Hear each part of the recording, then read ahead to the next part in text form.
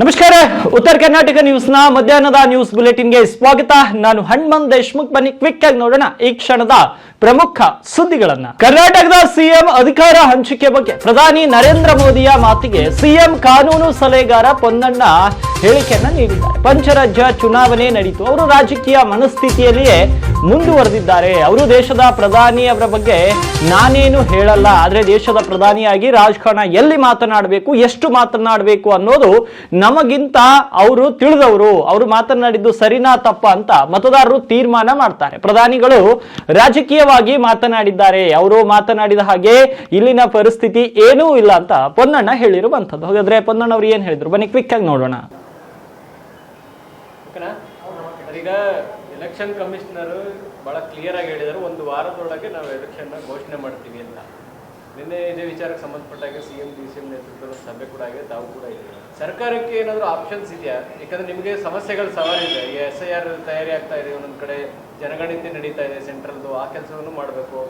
ಆಫೀಸರ್ಸ್ಗಳು ಸಿಗ್ತಾ ಇಲ್ಲ ಅನ್ನೋ ಸಮಸ್ಯೆಗಳಿದೆ. ಲೆಟರ್ ಕೂಡ ಬರೆದು ಕೇಳಿದ್ರಿ, ಆದರೆ ಚುನಾವಣಾ ಆಯೋಗ ನಮ್ಮ ಕೈಯಲ್ಲಿ ಇಲ್ಲ ಅದು ಅಂತ ಹೇಳ್ತಿದ್ದಾರೆ.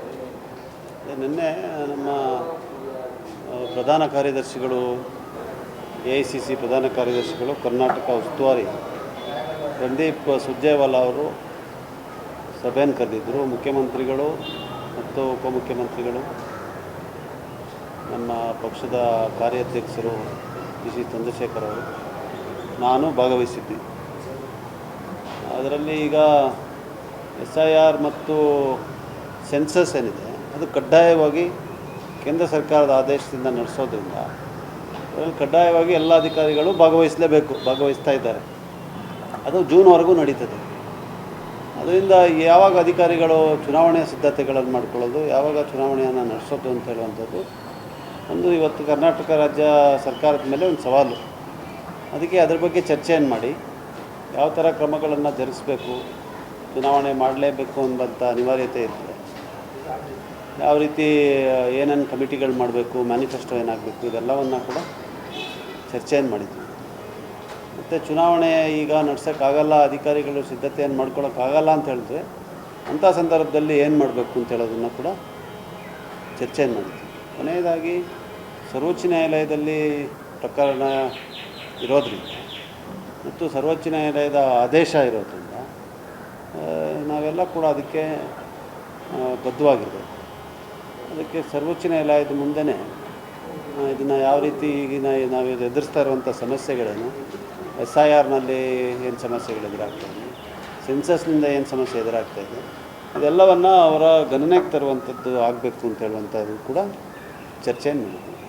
ಅದರಿಂದ ಚುನಾವಣೆ ಆದರೆ ಸಿದ್ಧತೆಗಳು ಕೂಡ ಆಗಬೇಕು.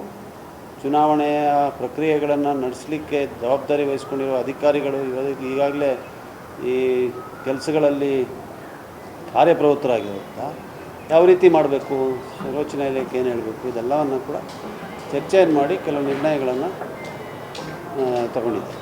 ಸರ್, ಈಗ ಎಲೆಕ್ಷನ್ನು ಘೋಷಣೆ ಮಾಡೋದು ಚುನಾವಣಾ ಆಯೋಗ, ಅದಕ್ಕೆ ಬೇಕಾಗಿದ್ದಂಥ ಎಲ್ಲ ವ್ಯವಸ್ಥೆ ಮಾಡಬೇಕಾಗಿರೋದು ಸರ್ಕಾರದ ಜವಾಬ್ದಾರಿ.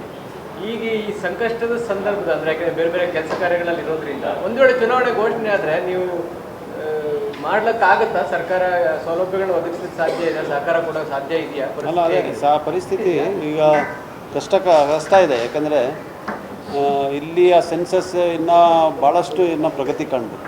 ಯಾಕಂದರೆ ನಗರ ಪ್ರದೇಶ, ಅದರಲ್ಲೂ ಬೆಂಗಳೂರು ಮಹಾನಗರ ಪಾಲಿಕೆಯ ಪ್ರದೇಶ ಏನಿದೆ ಅದು ನಾವು ಯಾವುದೇ ರೀತಿಯಾದಂಥ ಸಮೀಕ್ಷೆ ಆಗಲಿ, ಯಾವುದೇ ರೀತಿಯಾದಂಥ ಸೆನ್ಸಸ್ ಆಗಲಿ, ಇದನ್ನು ಮಾಡೋದಕ್ಕೆ ಅತಿ ಹೆಚ್ಚು ಜಟಿಲವಾದಂಥ ಪ್ರದೇಶ ಅಂತ ಹೇಳಿದ್ರೆ ಬೆಂಗಳೂರು ಮಹಾನಗರ ಪಾಲಿಕೆ ಪ್ರದೇಶ. ಯಾಕಂದರೆ ಜನ ಕೆಲಸಕ್ಕೆ ಹೋಗ್ತಾರೆ ಮತ್ತು ಉಳ್ಕೊಳ್ಳೋದಿಲ್ಲ, ಸಮಯಕ್ಕೆ ಸಿಗೋದಿಲ್ಲ, ಮನೆಗಳನ್ನ ಹೌಸ್ ಲಿಸ್ಟಿಂಗೇ ಮಾಡೋಕ್ಕಾಗ್ತಾಯಿಲ್ಲ, ಕಷ್ಟ ಆಗ್ತಾಯಿದೆ.